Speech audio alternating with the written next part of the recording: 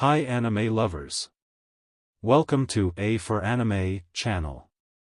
In this video, we are going to talk about Solo Leveling Episode 6.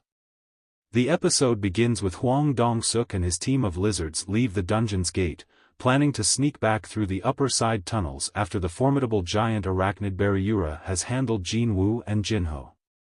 They look down on Jinwoo, known as the weakest hunter, and Jinho, who has no raid experience. However, they eye Jinho's expensive gear, anticipating the valuable loot they could collect from him after the confrontation.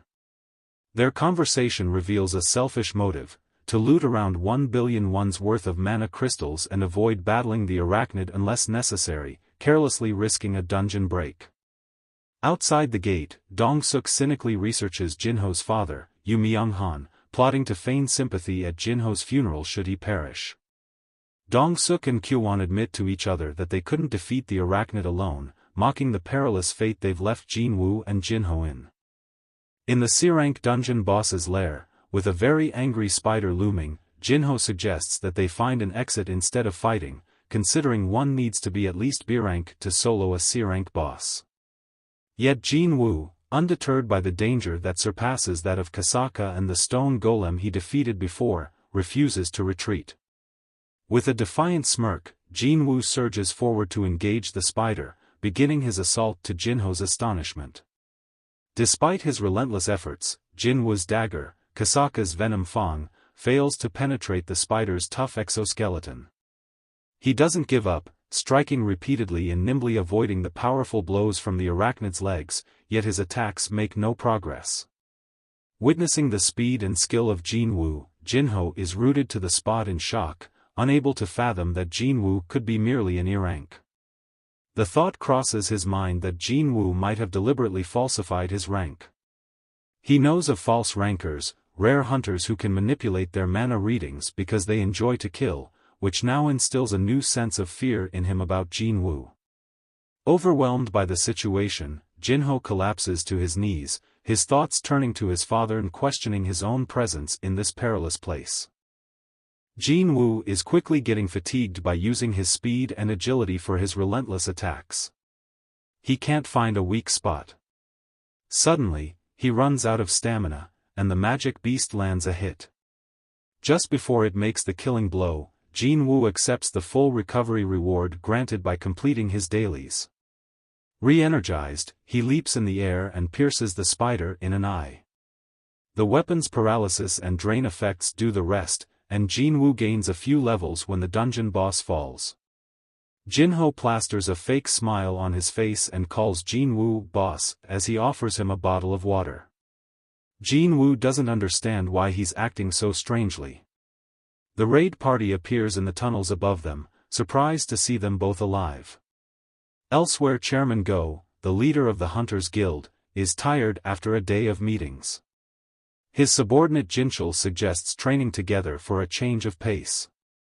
Go easily blocks Jinchul's attacks before landing a punch that sends the younger man flying. He thanks Jinchul and says their sparring match was just what he needed. Go also compliments him on keeping up his training, as it can make all the difference in a dangerous dungeon. Back in the boss lair, the treacherous lizards return. They mistakenly believes that Jinho must have defeated the spider using his expensive gear. Dongsuk then presents Jinho with a sinister ultimatum: kill Jinwoo to save his own life. However, Jinho refuses to betray Jinwoo. In response, Dongsuk commands his group to eliminate the weaker hunter first. At this moment, a system message appears, charging Jinwoo with the task of slaying the 6 murderous hunters. Amidst this tense situation, the mage Kwon seizes the opportunity to launch a magic attack on Jinwoo while he is distracted, launching him into the dungeon wall. Park Hee-jin of the White Tiger Guild meets up with 2 friends from the Hunters Guild back in the city for lunch. Hee-jin asks how their A-rank dungeon training with the famed S-rank hunter Cha Hae-in went. They tell her it went fast. While they struggled, Cha slew an A-rank beast easily. The trio chats as they sip their tea. Gina comments that they're lucky to be in reputable guilds, as some dungeon strike teams have suspicious fatality rates. Back in the dungeon, Jinwoo lies in the rubble from Cho Kyuwon's attack and thinks about how their world encourages survival of the strongest. The system is telling him to kill other humans or he'll die himself. Why does it want to keep him alive? He pulls himself up to stand, deciding that if the system wants to use him, he'll use it in return. Juntae, a traitorous D-rank hunter, confidently approaches Jinwoo, who slices off his head before Juntae finishes his sentence. Jinwoo recognizes that he's now a murderer, even if he's just obeying the system, but can't back down.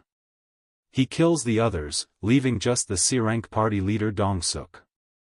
Jinwoo easily dodges Dongsuk's attack and takes him down with one hand. He'd been leveling up the entire time. The desperate hunter pleads for mercy, but Jinwoo emotionlessly replies that Dongsuk attempted to kill him 3 times. Jinwoo removes his head, and the dungeon begins to close. Jinho and Jinwoo make it safely outside. A representative from the Hunters Guild is surprised that the D-rank and E-rank hunters were the only survivors, but assumes it's because of Jinho's high-quality equipment. As rain begins to fall from the evening sky, Jinwoo is glad he gave his sister an umbrella that morning. The animation is super good. It was so great episode. If you enjoyed it, please thumbs up, subscribe if you haven't already, and comment down below what you thought about the episode. I'll see you guys on the next video. Peace.